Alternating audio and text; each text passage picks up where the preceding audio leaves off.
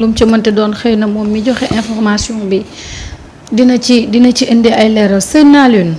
kile di commissaire Sadio dafa am lu mu bind jagleel ko le procureur de la République. ci bataaxal bi. mu ngi naan le procureur tout d'abord mu ngi koy jéggalu ci ni mu ko interpellé en public waaye dafa am benn citoyen boo xamante ni dafa toog ci ab plateau de la place mooy waaju ñaaw jooju rek nee na osé wax ka ni le premier ministre dafa ni ab bandee koy dalal ñu baal ma du samay kàddu nag kàdduy waajooju la mu wax ko nee na lan moo tax nit di toog di manquer respect suñu premier ministre jàpp ne kadem bandi la bandee ko dalal donc loolu faw procureur tamit indi ci ay tontu maanaam waruñu bàyyi genre nit yooyu ñuy wax yenn wax yi ci plateau di ñàkk worma suñu premier ministre wala sax di soofantal li nga xamante ni moo di tukki bi nga xam ne def na ko ca Turquie te deful lenn lu dul fexe Sénégal nekk ci yoon wu baax loolu la commissaire Sadio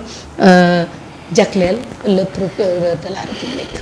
Alors, permettez-moi tout d'abord de féliciter et encourager le commissaire division exceptionnelle. Commissaire Sadio. ci lu am solo lii nga xamante ni def na ko xam nga nag fi mu toll réew mi dafa bëri ñu nga xamante ni ay noppi garmi rek lañu yor. mooy du ñu déglu ñenn ñi duñ leen dégg duñ leen topp.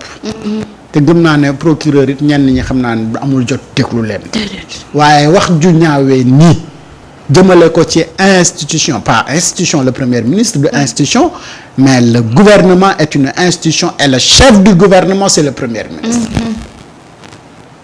et le président de la République Erdogan ne serait-ce que pour éviter ay incidences diplomatiques yenn kàddu yi benn sénégalais waru ko yëkkati jëmale ko ci benn président beneen réew di wax yenn wax yu ñaaw yi automatiquement dañ la war a interpeller xam nga ban waa ju ñaaw la nag. Doudou Coulibaly mooy borom kanam gu ñaaw gi rek.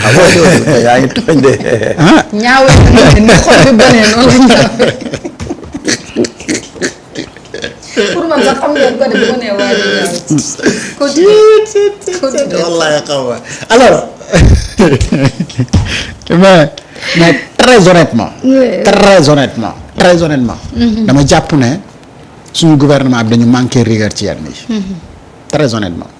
parce que jàpp naa ne yenn yi bu ko nit di toog di ñemee di wax di penc mi ñu di la bàyyi ba léegi ngay continuer di wax y a un problème parce que y a manque de rigueur quelque part am na de ces gens yu nga xamante ni waruñu continuer di wax ci penc mi parce que c'est des dangers ambulants yu ñu bàyyi ñu nekk di wax mais il faut fermer ça il faut fermer ça tout de suite et maintenant mais comment tu peux toi un premier ministre dem di liggéey aduna ñëpp xam ne c'est un voyage extrêmement riche et puis dem ak un président mu jox ko cër bi mu ko jox naka nga mën a toog di leen xool ñoom ne leen ay bandi lañu. te ba mu koy wax femme baa ngi koy fem procureur ne la non c'est-à-dire moo tax man tout le temps. je le naan ko bul dugg foofu non tout le temps. moo tax may wax. mais la façon dont ñuy qui traiter ces questions là pour man dafa am lu ci des quoi. oui l'immédiat est responsable du contenu. mais tant qu'on ne sanctionne pas le média mais les choses vont continuer. Absolument. Parce que les individus ont changé keneen ñëwaat toog lu gën a garaaw li nga xam ñaata nit ñoo toog wax lu doy waar foofu noonu jëmale ko suñu institution yi. mais ba léegi mais émetteur bi mu ngi émettre ba léegi. mais il faut sanctionner. Et deuxièmement il faudra une rigueur. et rigueur boobu tant que amul wallahi ces problèmes là duñu lii parce que mënu ma comprendre xaw ma gars yi dañuy naan seen café bu neex rek ñëw toog ratatatatata di wax lu la neex. dëgg yàlla. xam nga culture générale. loolu dafa war a jeex. waaw xam nga ñoom ils sont pas obligés de parler de la visite de Sonko. ils sont pas obligés. yow bëggul waaw yow bëgguloo yow comme yow vraiment ça t'enchante pas. mais pourquoi tu en parles. mais dem ba ci jusqu'à dire des bêtises mais ça devient autre chose et puis xam nga ce que les gens ignorent que il s'agit de Ousmane Sonko premier ministre et de Erdogan président de la République de Turquie. Quand tu vas jusqu'à na ngay traiter président de la République de Turquie nga koy traiter mais xamuñu ne loolu ça peut créer benn incidence diplomatique. daa xam loolu. c'est dommage alors que yow comme yow li ngay wax boo ciy wax lu bon nga ciy wax mais tu peux ne pas en parler. Ousmane xoolal muy Ousmane ak tous les Sénégalais ils attendent pas de vous information concernant la visite de Ousmane Sonko premier ministre. Parce que xam nañ ne toujours vous prenez le contre-pied.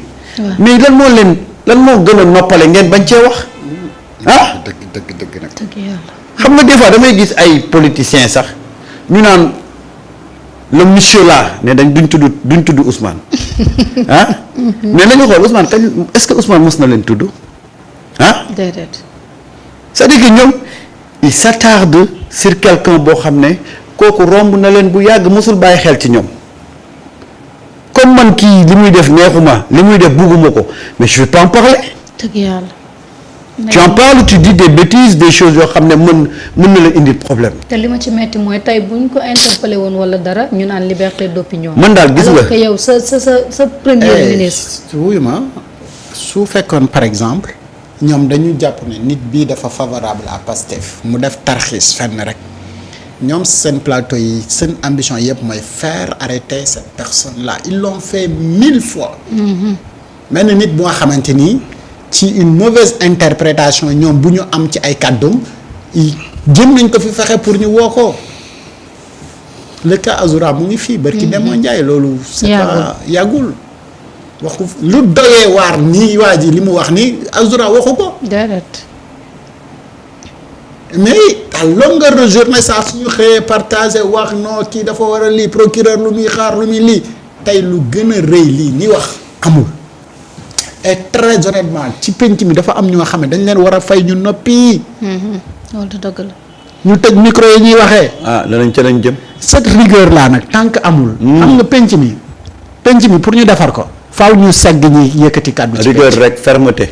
te loolu rigueur rek moom moo ko mën a léegi nag accès au micro dafa yomb ba nga xamante ni fu waay toog wax lu ko neex tant qu'il n'y a pas de sanction exemplaire sa waay fa ñu jëm ndox amu fa de. te lu ñu fexe ba bu ñu fa yegg. xam nga parce que si quelqu'un qui se dit être journaliste te permet de dire yenn mbir yi. si penc mi. c'est grave. xam nga nit c'est grave de. nit n'est-ce pas moom moo fi doon wax bu Pastef gagné woyle ma Adji Sarr moom la noonu. waaye bu laajte waaye yow. damay laajte rek. xam nga nit bu jombul benn kàddu yëkkati ko teg ko ci penc mi. bul jomb jël benn sanction teg ko ci kawam. loolu rek ay defar Sénégal. loolu rek mooy defar Sénégal. malheureusement Sénégal dafa am ay nit yoo xam ne naafeq moo leen sonal. mooy ces gens-là qui au nom de la liberté d'expression veulent laisser ce Sénégal-là mu nekk benn du n'importe quoi. gis naa fi koo xam ne la mu doon défendre 2024. moom la xëy tey di défendre le contraire. muy kan. ba muy wax ne 2024. ne mérite médias yi mérité wuñ aide à la presse. waaw. tey mooy kaasal médias yi ne dañ leen war a jox aide à la presse. kan la ci Cheikh Omar Diagne. Baye Cheikh. 2024 fii moo fi toog. Baye Cheikh parce que nee na y a des voyous derrière ces médias là y a des gens yoo xam ne dañuy utiliser seen média pour faire la pression ba mu koy wax. ni barki démb la mu ne ñooñu mérité wuñ aide à la presse tey moom moo toogaat ñu ñëpp dañ leen war a jox aide à la presse voilà un peu ce problème le problème de ce pays là ku ci mer rek tu renonces à tes principes tu renonces à un discours que tu avais tenu tout récemment finalement doo xam ban combat la ñuy mëne léegi ci nii sa xarit yi waa société civile ñi nga xam ne société bi moo leen tax a jóg non ñooñu amatuñ est-ce que ñoom waruñu woon ne duñu nangu ab nit nga yëkkati yenn kàddu yi di ko teg ci kaw ñi nga xam ne ñoo di autorité bu fekkee société bi moo leen tax a jóg ñi état bi ci société bi la bokk. ñooñu nekkatuñ ci société civile. ñooñu nekkatuñ ci société civile. société lan lañ. société civile. c'est des opposants. ñooñu koy fi mu nekk nii. c'est une société c'est des sociétés civiles. vraiment man Sénégal xàmmeetu. Marieta man nag. dama jaaxle. je n'arrête pas à être choqué chaque jour quoi parce que au moment où tu attends Sénégalais yi pour ñu dem ci kanam nga gis ki ñu delloo ginnaaw du sore ba ngay toog di xool ne waa mais comment est-ce possible qu'une personne peut oser dire ça. Et heureusement que le commissaire Keita Sadio a alerté au procureur. ah moom si la dëkk et je pense que le procureur comme ni mu ko waxee ak orma bi mu ko ormal nii ba ne que maa ngi jéggalu sax le fait que ma di la interpeller publiquement mais gravité wu mbir yi moo ni toll. te c'est une urgence de régler donc ces questions-là parce que quand même man mënuma comprendre même un directeur général mënoo ko traiter de wuyu te amoo ci ay certitudes. que un président bu nga xamante ni tey buñ ko laajoon c'est quoi le parcours de Erdogan mun na am du xam lan mooy parcours am même lu mu introsé moteur de recherche yi ñu jox ko des informations sur lui pour interpréter peut-être ces informations yi muy am à sa disposition mun na nekk un problème. Mais une personne comme ça mais tu peux te permettre non seulement yaa ngi créer benn incidence diplomatique mais yaa ngi jël ku nga xamante ni dafay incarner benn institution muy le gouvernement du Sénégal nga di ko traiter de lu nga xamante ni mais pays bi nii lañ koy bàyyi quoi. ku mu neex daal toog fu la neex tudd ku la neex tuddee ko tur wu la neex jàpp sa njàmbur. moom lan la ko Ousmane def. du ko bëggul rek may laaj rek lan la ko Ousmane def. bëggu ko moom waxoon na Pastef du gagné. waaw su gagné ñu mais Pastef moo gagné. mais ba léegi pourtant kenn woowu ko la mu waxoon nañ ko woowee. am na ñu koy woowee kii de. man nag su ma demee ba mbir yi toll ma foofu xoolal ma jël samay kaaka ak sama lépp. waaw dem wala su fekkee ni damay dem nag ba toog ne je vais faire face à ces personnes là. wallaay dinaa fexe ba ñoom lu ñu def comme faille ma ne leen lii ak lii faille la lii ak lii faille la solution bi lii ak lii la ma woote ci wane ne ñii mënuñu dañu incapable. mais moo wane ne solution bi parallèlement man am naa ko wala am naa ko am. amul xam-xam boobu nag dëgg fa yàlla. mais kon ñu noppi c'est que mbiri ñaari rek moo fi am soit mu baax wala mu bon boo nekkee ci bu bon bi nag nangul na ci bu bon bi nga nekk bàyyil gaa ñi nekk ci bu baax bi ñu nekk ci bu baax bi. défends tes idées mais n'insulte pas n'offense pas aux gens. mais gis nga yor idée di ko défendre dafa neex te simple parce que li ngay wax. dafay yomb 1 plus 1 c'est toujours égal à 2. 2 fois 2 nga am également ce résultat tu vois mais 3 fois 4 mais ñoom bu fekkee ni foofu la ñuy bëgg di dugg tout le temps nañu dugg foofu ci 3 fois 4 bi te ñu tëju noppi. wallaahi dinañ nar a wax rek ba cardiaque ci plateau yi. ils sont pas obligés non ñoom en réalité c'est ça quoi. dañuy wax ba cardiaque. day gis koo xam ne su génnee ndox lañ koy dabee. c'est-à-dire que ils sont pas obligés de traiter l'actualité de Ousmane Sonko comme ñoom bëgguñu ko kay ah mais boo demee ba ci wax nag aussi il faut savoir raison garder il faut mais vraiment man daal. yenn saa yi daal man daal. mais ndeysaan réew mi Samba 40 ans sax mag nga léegi.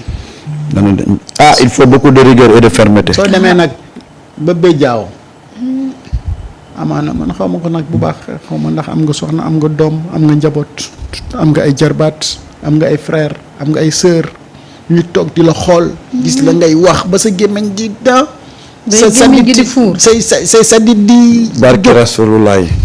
te yow li ngay wax mais da ngay wax ba pare ñi lay déglu bu ñu paree dañuy wax kii lan la wax tant que saaga woo xamuñu ndax saaga nga. parce que idée moom zéro gaari ñu jël mais boo saagawee daal ñu remarqué ne oui saaga nga mais à part loolu nit ñi mën nañu laa seetaan ba pare du ñu jàpp dara ci li nga wax ça c'est dangereux. c'est dangereux.